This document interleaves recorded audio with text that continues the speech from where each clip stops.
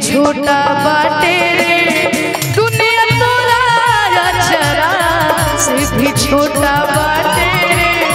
कहवा पाइब ममता तोहार तोहर गोदी के दुलार, कहवा पाइब ममता तोहार तोहर गोदी के दुलार। रिश्ता मतलब के तोह से बढ़ के बहमार, रिश्ता मतलब के तोह से बढ़ के बहमार।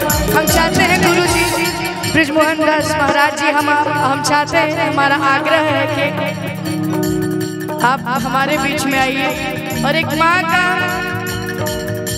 प्यार हो सकता है अपने परिवार के लिए, अपनी बेटी के लिए, अपने बेटे के लिए। कहवा पाइब ममता तोहार तोहर गोदी के दुलार, रिश्ता मतलब के तोह से बढ़ के बहमार।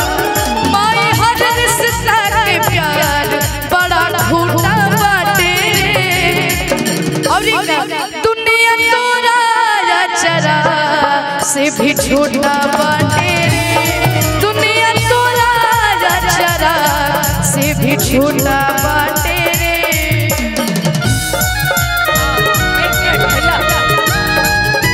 अब है बाबा,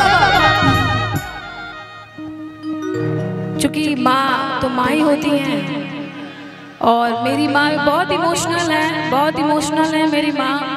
और मुझे लगता है कि मैं तो इनकी बेटी हूँ, लेकिन इनको किसी भी बच्चे के लिए बहुत ही प्रेम है, बहुत ही ममता है, बहुत दुलार है। और ये बाबू जब गा रहा था तो माँ को ऐसा लग चुकी, माँ भी कलाकार है, गाती इमोशन है। और तुम्हारा गाना सुनने के लिए मम्मी बोली नहीं रुको, पहले इस बच्चे का गाना सुनेंगे फिर चलेंगे। एक लाइन और मैं कहूँ तो इसके लिए माँ इमोशनल हो गई। मैं चाहती हूँ 2 शब्द आप बोलिए और माँ तुम्हारे लिए कुछ गाना चाहती।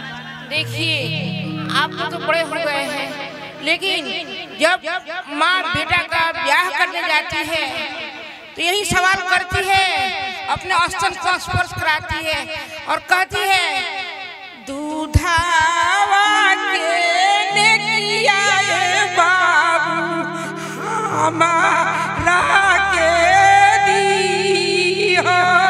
लड़का कहता है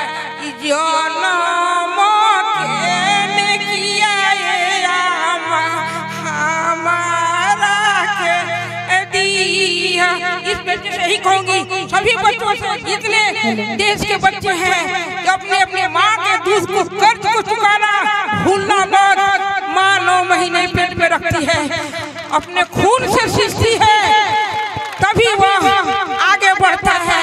कभी वो माँ है, कभी बहन है, कभी बेटी है, कभी बहू है, कभी सास है, लेकिन हर एक पुरुष को अपने फर्ज को निभाना चाहिए। मैं अभी सभी से ही आग्रह करती हूँ, बहन बनकर लगाती है, माँ बनकर आंचल में समेटती है, मित्र बनकर साथ में निभाती है, प्रेमिका बनकर वह प्रेमी के शर्त को निभाती है।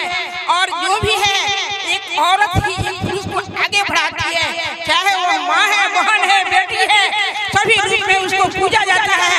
आप लोग भी अपने घर में माँ, बहन, बेटी का सत्कार करें। यही माँ एक बेटे को जन्म देती है, यही माँ एक वीर कुंवर सिंह की धरती पर, वो भी माँ का ही सपूत है।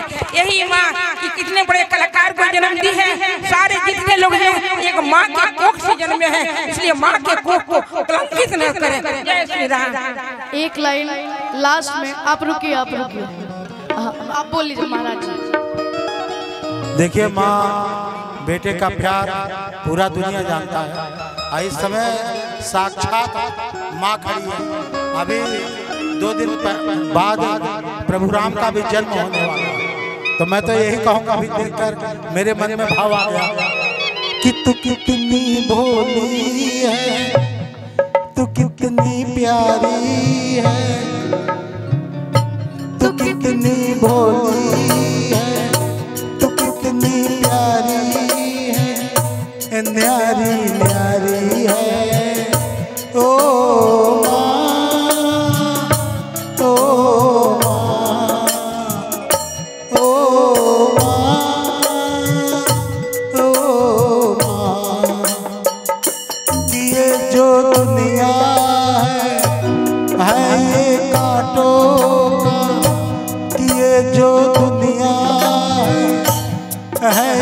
कांटों का क्या बात कि है। तू फुलवारी है ओ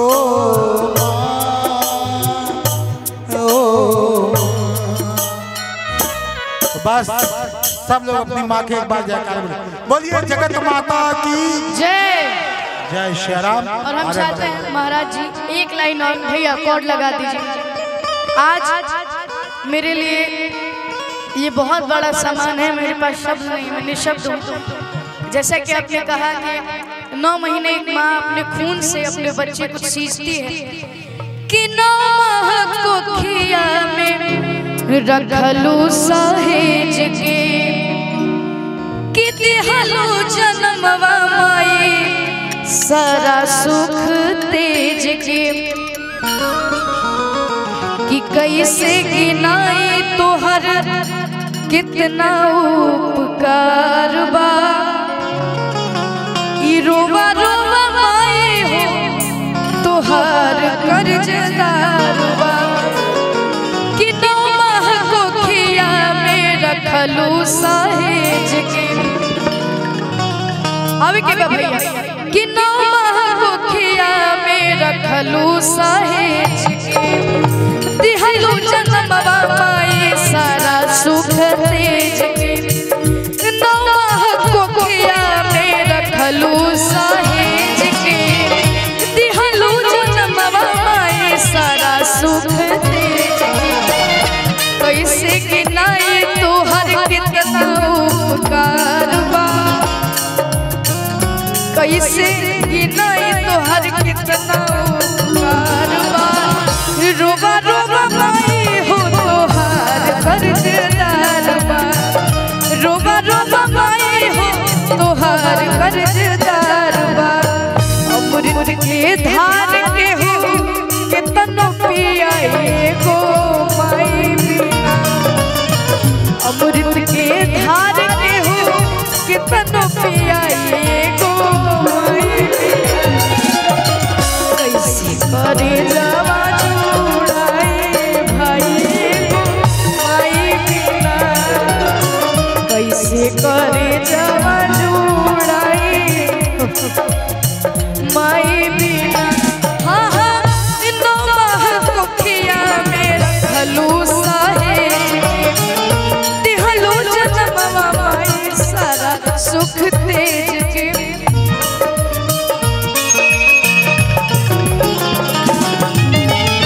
कैसे गिनाई तोहर कितना उपकार बा, रोवा रोवा माई हो तोहार कर्जदार।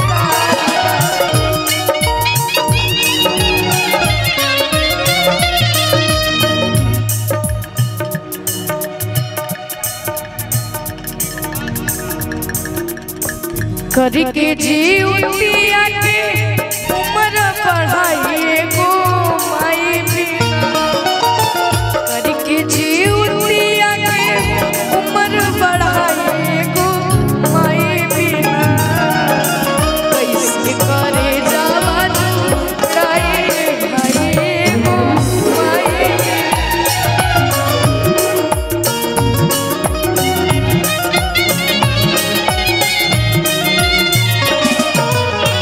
पापा के कन्हैया वाला मजा नहीं खिकार पा। अगर आज मैं इस मुकाम पे हूँ, मेरे पूरे परिवार का हाथ है और खास करके मेरे पिताजी का। पापा के कन्हैया वाला मजा नहीं खिकार पा, पापा के कन्हैया वाला मजा नहीं खिकार पा। नजर न लगे राम हमारा परिवार को, नजर न लगे राम हमारा परिवार को। माई के दुलार औरी चाचा जी के प्यार पा, माई के दुलार औरी भैया के प्यार पा। नजर न लगे राम हमारा परिवार पा, नजर न लगे राम हमारा परिवार पा। कि हर दाम अंगना में हंस रहो पड़े न कबहू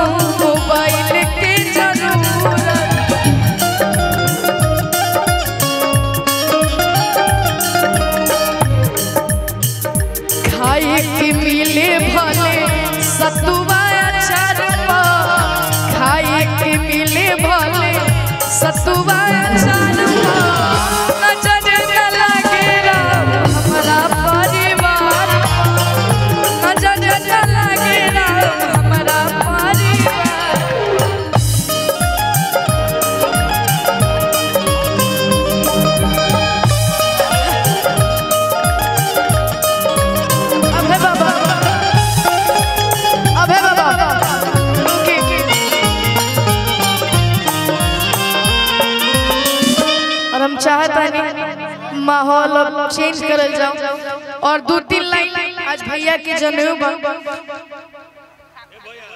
कि ऐसन